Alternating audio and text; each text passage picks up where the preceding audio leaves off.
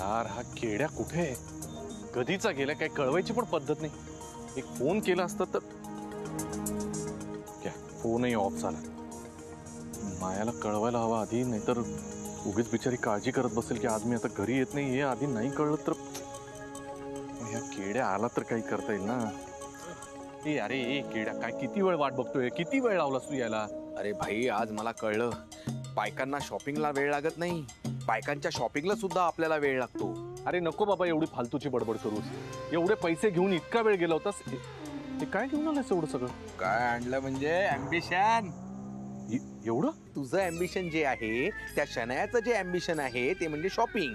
त्या शॉपिंग मध्ये तिला जे जे काही आवडतं ते सगळं घेऊन आलोय मी. हे बघ, लिपस्टिक, मेकअपचं सामान, टॉप्स, ब्रँडेड घड्याळ सगळं. अरे हे एवढं सगळं आणलंस तू? अरे भाई, हे मी नाही देणार आहे, तूच द्यायचं आहेस. रोज एक एक वस्तू द्यायची, तिला खुश करायचं. ते मला माहिती आहे रे बाबा. शनायाला कसं गुंडाळायचं ना त्याचा मला पूर्ण अंदाज आहे. पण ते मायाचं काय करू मला तेच कळत नाही. अरे तिचं काय यार, दोन दोन बायका एका वेळी हँडल करण्याचा अनुभव आहे तुला. केड्या तू हे बघ, हे एवढं सगळं करून मायाला कळलं तर काय? मायाला कळलं तर काय होणार आहे? फार फार तर दोन थोबाडीत पडतील, फार फार तर कपडे फाटतील, आणि खूपच प्रेम असेल तर धिंडही निघेल. पण तुझ्या आयुष्यात तर हे सगळं ऑलरेडी झालंय ना भाई. झालं बोलून सगळं. चल तू हे आणलंय सगळं.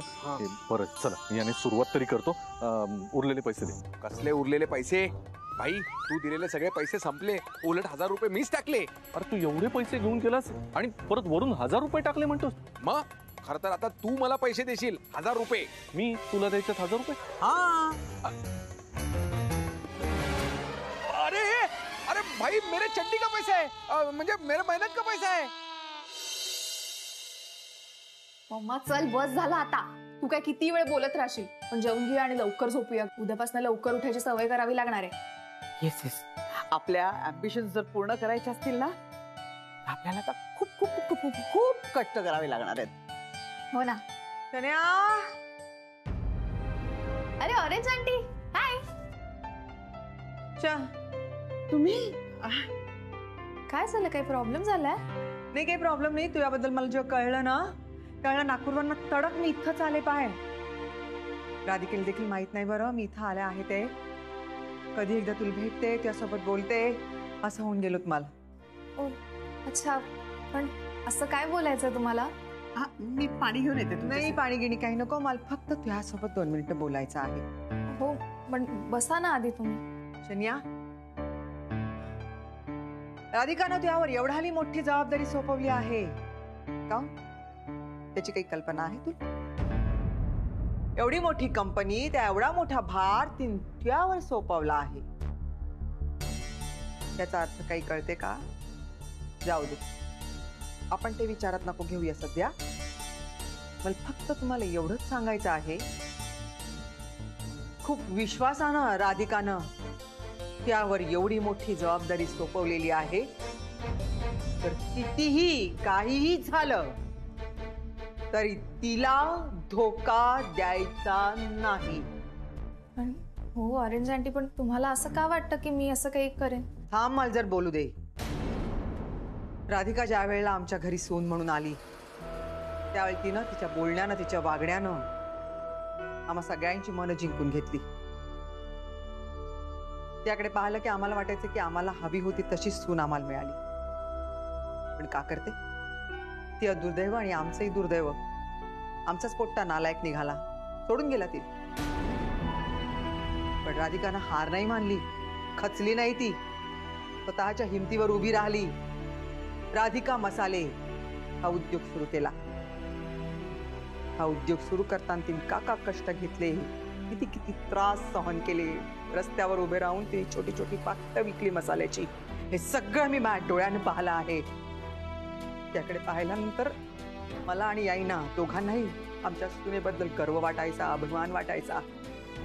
आम्हाला वाटलं होतं की राधिका खचेल, पण नाही, तिने हिंमत नाही हारली आणि सगळ्या पिढीला दाखवून दिलं की तुमच्यावर जर का असा प्रसंग आला तर खचू नका, हारू नका, उठा, उभ्या राहा आणि स्वतःची ओळख तयार करा. शोधा स्वतःला.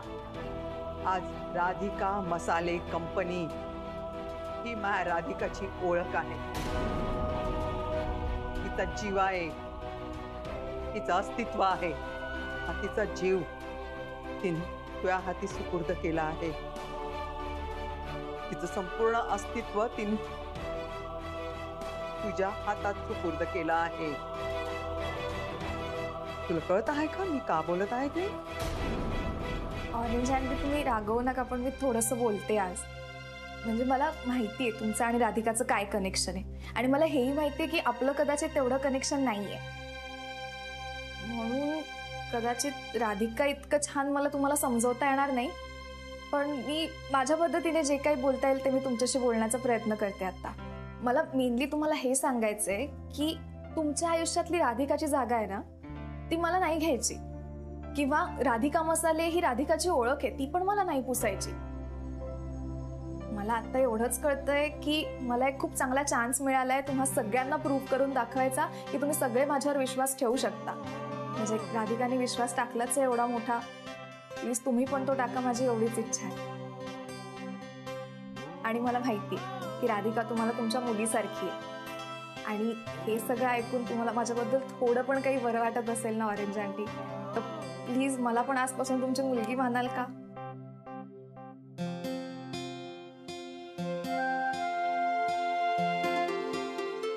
इथं आले तेव्हा मला वाटलं नव्हतं बरं मी तुला आशीर्वाद वगैरे काही देईन म्हणून, पण आज खरंच मनापासून आशीर्वाद द्या असं वाटते. यशवंत हो, सुखी राहा, खूप खूप मोठी हो. तुम्ही म्हणालात ना, मग मी आता नक्की यशस्वी होईन. बरं आता आलाय तर जेवून जायचं. नाही बाई, जेवण जेवण काय नको, मी घरी बनवेन काहीतरी पिठलं भात वगैरे. नो नो नो अहो, असं नाही. नाही, तुम्ही चला चला चला चला, तुम्ही जेवून जा. सौमित्र, जेनीला त्रास होईल म्हणून आपण खाली आलो, आता आसपासच्या लोकांना त्रास व्हायला लागला तुझ्या हसण्याचा. तसं नाही, म्हणजे समोर असलीस की मला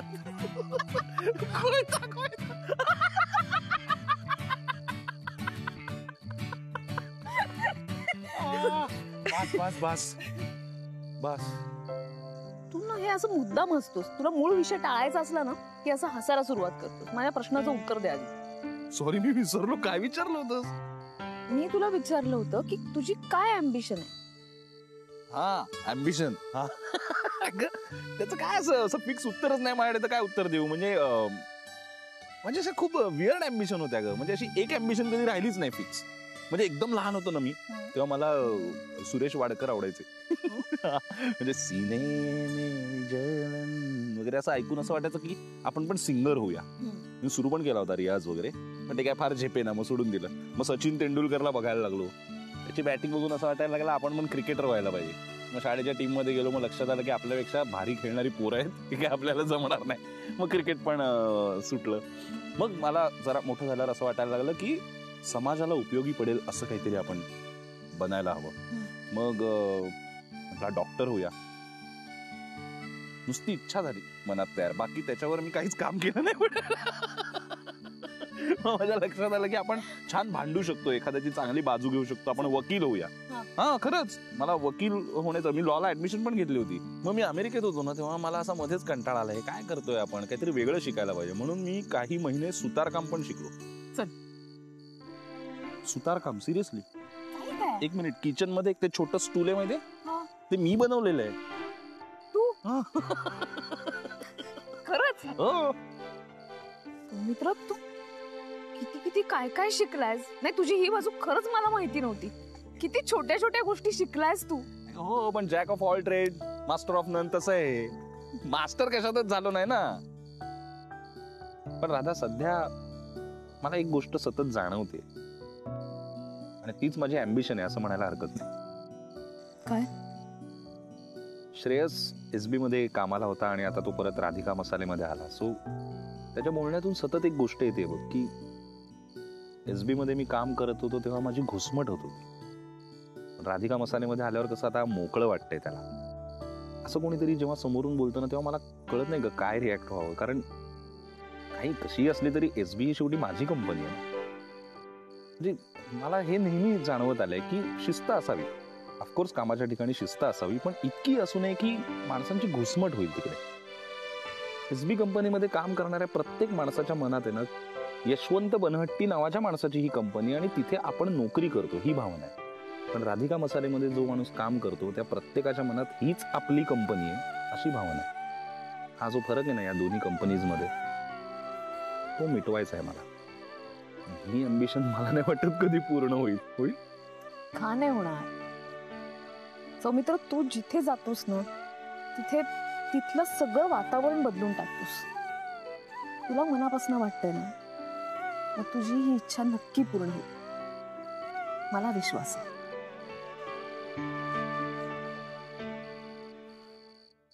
गुरु, अरे माया, हाय. तू आता या वेळेला इथे कशी काय? तुझा फोन का ऑफ येतोय? कधीपासून कॉल ट्राय करते मी. हो, अरे ते हे झालं, बॅटरी कम्प्लीट डिस्चार्ज झाली, मला कळलंच नाही. I was worried you know. At least inform करायचं होतंस मला की आज इथे राहणारच म्हणून. शेवटी राहवलं नाही म्हणून निघून आले इथे मी. कळवणारच होतो मी, करणारच होतो इन्फॉर्म, पण मला बॅटरी गेली हे पण लक्षात नाही आलं. म्हणजे ठीक आहे, म्हणजे मी आज रागवणार नाहीये. Because I am dam happy you know. अरे वा, पण का हॅपी? मी तुला सांगितलं होतं आठवतंय की माझं पण एक अम्बिशन आहे to own a house in Mumbai, that too terrace flat with a scenic view. आठवतंय? सांगितलं होतं? सांगितलं होतं ना. सांगितलं होतं. हा, तर असं समज की आता ते स्वप्न पूर्ण होणार आहे. मी जस्ट घर बघून आले अँड इट्स फॅन्टॅस्टिक. जसं हवं होतं तसंच. घर नाही, ऍक्च्युली आपलं घर. आणि आपण लग्नानंतर तिथेच शिफ्ट होतं. That's final. म्हणजे असा का रिएक्ट होतोयस तू? खुश नाहीयेस का? नाही, मी आहे ना, मी खुश आहे एकदम. वाव, खुश आहे मी. विचार ना मला की लोकेशन कुठे आहे, काय त्या अमेनिटीज, एरिया, फ्लोअर, फोटोज दाखव असं म्हण मला.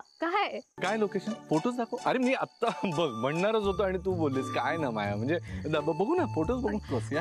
मी ना इनफॅक्ट तिकडचे सगळे फोटोज काढलेत. हे बघ, राईट फ्रॉम दी एंट्रन्स. हे पार्किंग लॉट. एक मिनिट तू बघ आरामात, मी पकडते. नाही, इट्स ओके. बघ. अगं नाही, मी डोंट वरी. बघ आरामात. हे स्वाईप कर. हा, स्वाईप कर. अरे वा, छान आहे, प्रशस्त आहे. हाव, तू शॉपिंग करून आलास? सुपर या. आणि कोणासाठी आहे हे सगळं? शनायासाठी. अरे नाही माया, मी शनायासाठी कशाला शॉपिंग करेन मी? मग कोणासाठी आहे? तुझ्यासाठी. हे सगळं मी तुझ्यासाठीच खरेदी केलंय. सी, मला माहिती होतं आता मी इथे राहतोय आणि तुला कळवलं नाही तर तू चिडणार ना. मग तुझा रुसवा काढण्यासाठी काहीतरी करायला पाहिजे ना, म्हणून तुझ्यासाठी आणलं मी. सिरियस? अरे किती काय घेतलंयस? काय गरज होती या सगळ्याची? किती काळजी करतोस तू माझी. I love you. I love you too. मी सगळ्या बॅग्स गाडीमध्ये ठेवून येते. ओके, आलेच.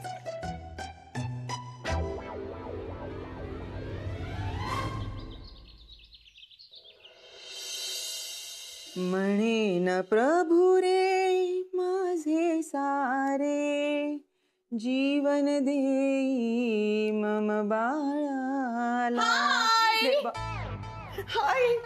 आई बाई, तुम्ही आला गो. आला, आताच आले. बसा. का म्हणता अशा अचानक आला? पाणी देऊ का? पाणी देऊ? नाही, नको. ऍक्च्युली ना, मी तुमच्याकडनं काहीतरी शिकायला आले. आई बाई, मी का बरं शिकवणार तुम्हाला तर सगळंच येते ना. आणि तुम्ही तर माझ्यापेक्षा जास्त शिकलेले आहात. जाऊ दे ना का तुम्ही. नाही, मला स्वयंपाक शिकायचंय. स्वयंपाक माझ्याकडनं? येस. हे का बाई मधातच? नाही, काय झालं माहितीये का, काल ऍक्च्युली तुम्ही आमच्याकडे आलात आणि आम्ही जेवायची रिक्वेस्ट केली, तुम्ही थांबलातही जेवायला. आय नो, गॉड नोज कसं झालं होतं जेवण वगैरे, ते जाऊ दे. ते मला ना जेवण येत नाही हो बनवता नीट. आणि ऍक्च्युली त्याच्यामुळे काय प्रॉब्लेम झाला माहितीये का, शनू बेबीला ना नेहमी बर्गर आणि पिझ्झाच खावं लागलं. ते येते तुम्हाला? नाही, आम्ही ऑर्डर करतो ना, ते येतं. आणि मला असं वाटतंय की आता शनू बेबीसाठी आणि त्यांच्यासाठी सगळं बनवायचं. त्यांच्यासाठी म्हणजे कोणासाठी? मी त्यांच्यासाठी बोलले का? हो ना, त्यांच्यासाठी. ते सुधाकर शास्त्री. कोण सुधाकर शास्त्री बरं? ते शनू बेबीचे पप्पा. मामा म्हणजे तुझे भाऊ लागते का? आत्ते भाऊ. आते भाऊ लागते. आत्ते भाऊ, लांबचा आत्ते भाऊ आत्ताच जवळ आलाय. म्हणजे जवळ राहायला आलेत आता. तर ते मला म्हणाले की मी जेवायला येतो. मला तर काहीच बनवता येत नाही. तर मी म्हटलं तुमच्याकडनं शिकून घ्यावं. म्हणजे काय, ते जेवायला आले आणि उद्या म्हणाले अजून तुला एवढी मोठी झालीस तू, अजून तुला काही येत नाही, तर उगाच प्रॉब्लेम नको ना, म्हणून प्लीज मला शिकवा ना. काही हरकत नाही. बरं मग सगळं शिकवेन. बरं मी सगळं शिकवेन. चला आत्ता.